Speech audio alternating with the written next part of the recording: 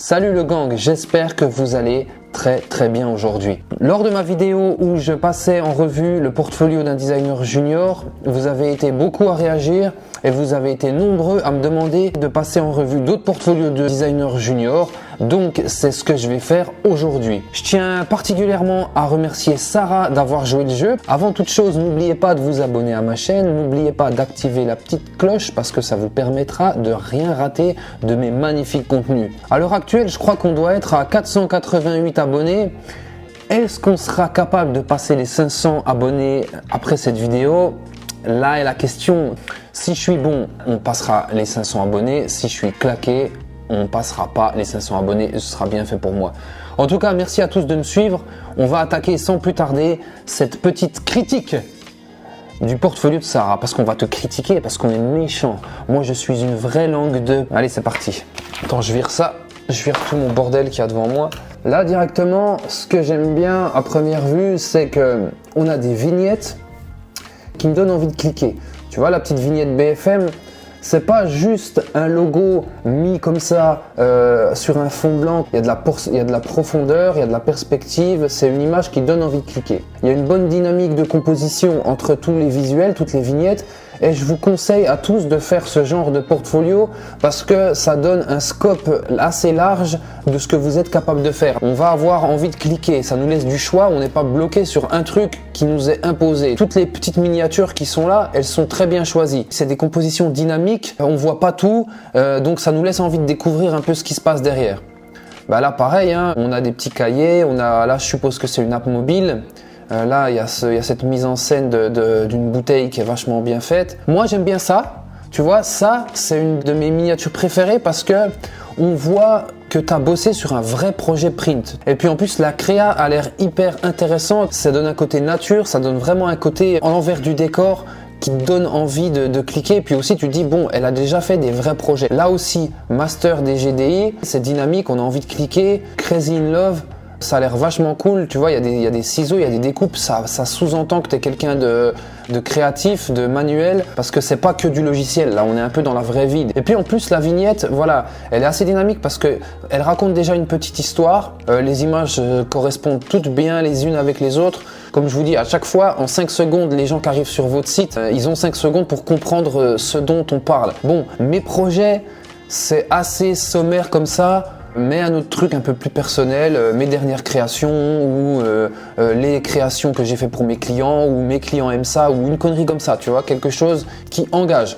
Point négatif, c'est qu'on arrive sur ton portfolio, on voit que tu t'appelles Sarah. Moi, quand je vois un nom d'une personne, j'aimerais bien voir en 2 mots qui tu es en tant que designer. Et puis aussi, ce qu'il ne faut pas oublier de mettre, c'est un call to action, c'est-à-dire un bouton contactez-moi. Là, il n'y a pas de call to action. Il ne faut pas oublier que vos sites internet, ils ont une finalité, c'est d'inciter les gens à entrer en contact avec vous. Donc si vous leur dites pas d'entrer en contact avec vous sur votre site internet, inconsciemment, ils vont pas le faire. On va regarder un projet, bon celui-là, allez au hasard parce qu'il est bien centre. Donc ça, c'est très bien. Parce qu'on commence sur des croquis à la main, c'est exactement ce que je dis qu'il faut faire pour mettre en valeur vos projets, il faut mettre en valeur vos étapes et votre process. Ça, c'est ce qui est fait. Ça donne beaucoup de poids à ta réflexion. Donc après, on a la déclinaison du logo d'une des pistes que tu as choisies. Donc voilà, on a un logo qui est bien. Bon, il est peut-être un peu compliqué, mais bon, bref, dans la démarche, c'est bien. Je pense que tu es aussi designer junior, donc il n'y a pas de souci. Ça, dans quelques années, quelques mois, tu arriveras à faire des logos un peu plus simples. Parce qu'il faut imaginer qu'il sera sur un polo, peut-être. En broderie, ça va être compliqué de le faire, par exemple. Ou si c'est une enseigne, si tu as envie de faire une enseigne lumineuse, ça risque d'être un peu compliqué. Mais bon, bref, ou si tu veux faire un badge ou un goodies pour tes fans ou pour tes clients, ça va être dur à décliner en goodies parce qu'il y a beaucoup d'éléments. Voilà. Bon, faites des logos plus simples. Donc la déclinaison dans la mock-up, elle marche bien. Et puis après, voilà, dans le cadre de mon stage dans l'agence de Publidé, j'ai eu l'occasion de créer un logo pour un restaurant. Ok, l'objectif était de traduire l'environnement du restaurant. Ben ça, c'est très bien parce que tu as expliqué ce que tu as fait. Ensuite, on va regarder, tiens, la bière. Là. Ah ok, c'est une animation. Ok. Là, ce que tu peux faire, c'est peut-être simuler que c'est une animation avec un bouton. Bon, aussi, ce qu'il faut faire, c'est que quand tu es en survol de tes projets, c'est bien aussi, encore une fois, de mettre un call to action, c'est-à-dire regarder le projet ou en savoir plus. inciter les gens à voir vos projets. On va regarder Festival des Arts de la Rue. Ton truc, il est très créatif, il marche bien, il y a une très bonne dynamique. Là, la déclinaison sur la brochure, elle est bien aussi. Je vais pas regarder dans les détails, mais ce que je veux voir, c'est ta capacité à décliner une identité visuelle sur différents supports. Après, il y a des trucs à voir par rapport au niveau de la police, par rapport au niveau de la mise en page, les textes, tu vois, les retours à la ligne. Mais fondamentalement, je vois le potentiel, je vois que tu déclines bien les choses avec un peu de travail, un petit peu de pratique, tout simplement, tu arriveras à faire des choses vraiment carrées. Donc après, tu mets création d'un dépliant fictif pour un festival d'art de rue à Sens. Ok. Ah, d'accord, t'es à Sens. Donc big up d'ailleurs à Sens, à mes potes du groupe Johnny Mafia. Si vous avez l'occasion de les voir, c'est un groupe de punk rock hyper bien, c'est des indépendants. Pour moi, c'est le meilleur groupe de rock d'Europe. Donc big up à Sens. Donc moi, je vais aller voir aussi ce petit truc là où tu craftes des choses. Ça m'intéresse.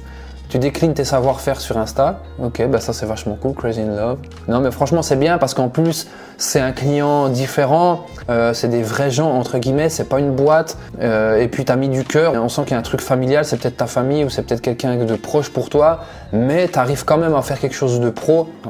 Voilà, Ecosphère. On sent que tu as une patte bien propre à toi. Bon là on a du mal à voir, hein. Fais attention, on voit pas trop les trucs, on voit pas trop, l'image elle est en basse def, c'est dommage. Mais après voilà, la créa elle est bien. Ecosphère est un projet regroupant 3 étudiantes. Ok, ça c'est bien, là je te présélectionne direct. Après ce serait vraiment sur la lecture, c'est pour ça que je dis faites bien attention à vos études de cas. Sur la lecture de ce que vous allez raconter en bas de vos projets, c'est là que vous allez être sélectionné ou pas par rapport à d'autres qui ne l'auront pas fait ou qui l'auront moins bien fait que vous, d'accord? Donc là encore, Faune et Flore, ça répond, ça me fait penser au projet que tu nous as montré plus haut. Voilà, c'est bien, tu fais un peu de web, on sent que là tu y mets un petit peu moins de cœur. Donc attention aussi de mettre la même intensité dans tous vos projets. Faut pas qu'on se dise bon bah ça elle a kiffé de ouf et ça elle a pas du tout kiffé. Si vous, dans votre cas, vous hésitez entre plusieurs projets, il y a des projets vraiment que vous avez kiffé, des projets que vous avez pas kiffé. Il faut pas qu'on voit des projets qui tuent tout et puis des projets qui sont nazes. Il faut vraiment équilibrer. Ah tiens, on va regarder ça parce que ça a l'air aussi pas mal. Là la vignette elle est bien choisie, tu vois, avec les couleurs qui sont pétantes. Voilà, ok, les illustrations sont hyper cool. Ça c'est sur Rouen. Donc ça c'est le, ah oui, c'est un jeu dessin de famille. Donc franchement créativement c'est hyper costaud. Au niveau de la mise en page, au niveau des illustrations, au niveau des choix des couleurs, franchement top. Ok, c'est bien. Bon voilà, il y a du travail, il y a du gros travail. Hein. Ça c'est un gros boulot d'illustration, plus du choix de couleurs. Franchement, résultat, moi je dis 10 sur 10. Bah écoute, hein, pour l'instant tu fais un sans faute. Hein. Moi je te recruterai. Si des gens recherchent des freelances, vous pouvez vous adresser à Sarah. Je vais mettre le lien de son portfolio dans la description. Donc après on va sur info et contact. Compétences, identité visuelle, des logos, des chartes graphiques, sensible au design print, j'aime explorer les possibilités qu'offre l'impression. Tu vois, là ce qui est bien, c'est que tu dis pas que tu fais du print des brochures, tu expliques pourquoi tu fais des brochures, tu vois. Parce que tu aimes bien explorer les possibilités liées à l'impression. Et ça c'est très très bien tourné. Identité visuelle, des logos et des chartes graphiques en équation avec votre image, en adéquation avec votre image, bon ça c'est très bien. Parce que c'est pas, on est à la limite du bateau et du petit plus qu'un designer peut apporter. Ça veut dire que tu parles au client, ça veut dire que tu passes du temps à consulter le client pour savoir ce qu'il veut. Donc voilà, fais attention parce que l'UX design c'est quand même un taf très spécifique. Va pas sur ce terrain, je t'éviterai. Et puis des illustrations vectorielles, ok, vectorielles, d'accord, et à la main dans un style contemporain. Bah ça c'est bien. Puis après tu peux mettre mes compétences. Tu vois, on est sur ton profil à toi. Bon, je vous laisse parce que je dois appeler un client maintenant. Je reprends la vidéo après. D'accord ? Je viens de me taper 1h30 de téléphone avec des clients. Voilà, vous avez vu 1h30 juste à parler avec des clients. Donc vous, quand vous faites vos devis, pensez à tout ce temps masqué. Si vous facturez à la journée de travail effectif, c'est-à-dire création d'un logo, ajoutez quand même dans votre forfait le temps que vous allez passer au téléphone avec lui, quand il y aura des corrections, avec peut-être l'imprimeur s'il faut imprimer des trucs, voilà. Donc tout ce temps masqué là, il faut le compter. Donc où on en était par rapport à Sarah qui a un très bon portfolio, donc voilà, elle nous parlait de ses compétences et je pense que je disais que le design d'interaction, c'était pas forcément à mettre en valeur, parce qu'il n'y a pas assez de projets qu'elle nous a présentés pour parler de ça, mais bon. Donc après, un truc un truc que je trouve bien déjà de global dans son portfolio que j'ai pas souligné, c'est qu'il est très sobre. Donc voilà, là mon parcours commence avec l'obtention du BTS design graphique, communication. Cette formation a permis d'obtenir de nombreux acquis. En fait, ce que je veux dire, ça apporte rien. On a vu tes projets, donc on a compris ce que tu savais faire. T'as pas besoin de répéter que tu as un BTS de design graphique. Ensuite, Illustrator, 90%. Photoshop 60%, InDesign 85%, After Effects 55%, HTML, CSS 40%. Ça, je suis pas du tout fan de mettre ce genre de truc. Connaître Illustrator à 90%, c'est impossible. Même l'équipe Adobe, ils connaissent pas 90% de Illustrator, de son potentiel. La majeure partie des designers, ils utilisent Illustrator à peut-être 20%, 30% maximum.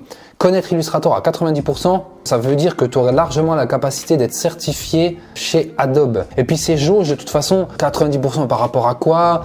Par rapport à qui? À la limite, si tu es certifié Adobe, tu mets certification Adobe, mais tu mets pas 90%. Et les certifications Adobe, c'est hardcore pour les avoir. En fait, tu dois faire un examen, hein, comme quand tu passes un examen normal. Du coup, voilà, je déconseille à tout le monde de mettre ça, puis ça fait pas très sérieux. Le pavé de texte, il n'a pas en lien du tout avec ça. Puis en plus, le pavé de texte, il est trop bateau, donc il apporte rien de spécial. On ne sait pas quelle est ta valeur ajoutée, quelle est ta force. Par contre, là, on a ta photo et ça, c'est vachement cool. Donc ça, c'est encore trop basique. En fait, il faut partir du principe qu'une personne, elle a une problématique en arrivant sur ton site. Donc cette problématique, il faut que tu lui répondes. C'est pas en proposant des créations graphiques cohérentes en accord avec vos valeurs. Quelqu'un qui vient sur ton site, il se dit pas « Ah ben tiens, j'ai envie d'avoir des créations graphiques en accord avec mes valeurs ». Il va te dire « Je veux ça pour faire ça ». Parce que avoir des créations en accord avec ses valeurs, c'est très bien, mais ça fait gagner d'argent à personne. Avoir une création graphique en accord avec ses valeurs, il y a des businessmen, ils en ont rien à foutre. Eux, ils disent, je veux une landing page qui me fait plus 30% d'acquisition. Je veux un logo qui soit visible depuis 200 mètres parce que ma boutique, elle est trop bien placée. Tu vois, ça, c'est des vraies problématiques. Donc, les gens, il faut partir d'une problématique qu'ils ont. Le client, il veut savoir exactement comment tu vas l'aider tout simplement à gagner de l'argent. Mais après, tu peux englober ça d'une manière poétique, tu vois. Je peux vous aider à améliorer votre connexion avec vos utilisateurs, tu vois. Parce que si tu améliores la connexion avec les utilisateurs, là, tu vas faire de l'argent. En fait, il faut trouver un point d'ancrage que tu vas utiliser. Et proposer des créations graphiques, comme je dis toujours, cohérentes, c'est pas assez puissant au niveau du business. C'est pas assez... La promesse, elle est trop faible. Vous devez avoir une promesse qui doit être hyper forte. Quand vous faites vos portfolios, tu dois être un vecteur de croissance, tu dois être un levier de business, tu vois. Bon, ça, moi, du coup, ce petit laïus, ce petit texte de présentation plus ta photo, j'aurais vraiment apprécié le voir au début. C'est dommage de te découvrir à la fin de ma navigation sur ton portfolio. Ensuite, il y a un truc que je déplore aussi, c'est que là, tu vois, en première page, j'ai pas ton numéro de téléphone, j'ai pas ton mail. Oui, c'est moche, oui, ce que tu veux. Là, il y a marqué info et contact. Oui, mais sauf que info et contact, je dois cliquer et je l'ai pas tout de suite. Et je dois redescendre. Et là, j'ai même pas ton numéro de téléphone, j'ai que ton mail. Donc ton mail, tu dois le mettre partout. Pourquoi? Parce qu'un recruteur, lui, ce qu'il fait quand il recherche des freelances ou quand il recherche du monde, ils font des tableaux Excel. Ils font 4 colonnes. Hein. Un nom, ton mail, ton numéro de téléphone et le lien de ton site internet. Et du coup, moi, si je fais mon tableau Excel et j'arrive pas à faire du copier-coller, ça me frustre et du coup, je suis obligé d'aller à la pêche aux infos. Ou alors, tu mets ta petite présentation et là, tu fais un call to action comme je disais en début de vidéo. Dans une prochaine vidéo, je vous montrerai des portfolios de designers inspirants, on va dire, pour que vous puissiez voir comment doit être construit un portfolio. Vraiment, un portfolio, ça doit être un outil à votre disposition pour faire de l'argent, soit des contacts, soit des clients, soit trouver un job. Votre but, c'est d'être contacté. Et bien, si vous voulez être contacté, faites en sorte de mettre en place un dispositif qui va favoriser le fait qu'on vous contacte. C'est un portfolio qui est très bien pour une junior, vachement bien, j'ai rien à redire. Tu regardes cette vidéo, tu pourras l'améliorer ou pas, hein, comme tu veux. Mais en tout cas, la matière première est largement présente pour que tu puisses avoir une très belle carrière dans le design graphique. Vraiment, je t'encourage, tu as tous mes encouragements, toutes mes félicitations. Continue comme ça. Merci d'avoir regardé. Merci de vous abonner et de cliquer la cloche parce que je vais faire pas mal d'autres vidéos comme ça. Téléchargez aussi dans la description de cette vidéo tout ce que vous pouvez télécharger. Allez fouiller un peu dans la vidéo. J'ai tout bien rangé. Il n'y a plus qu'à cliquer. Je peux vous accompagner dans des coachings. J'aide pas mal de designers et vous êtes de plus en plus nombreux à me demander des coachings. Je suis très content. Je suis très content de vous aider parce qu'en fait, il y a un réel besoin. Donc, je vous invite à prendre rendez-vous avec moi, c'est cool. Je vais faire un petit débrief de vos projets et si vous voulez continuer à travailler avec moi, je vais vous accompagner. On va mettre en place des actions qui sont très simples, mais il faut juste les mettre en place. Donc je vous accompagne pour ça. Et puis si au terme de ce coaching d'une demi-heure au téléphone avec moi, ça s'est bien passé et puis on prolonge, eh ben je vous accompagnerai sur 3 mois et en 3 mois, vous avez largement de quoi faire des merveilles en appliquant mes conseils. Je vous dis à très bientôt. Je suis content qu'on soit de plus en plus de pirates du design et je vous remercie du fond du cœur et je vous dis à bientôt le gang, à bientôt les pirates.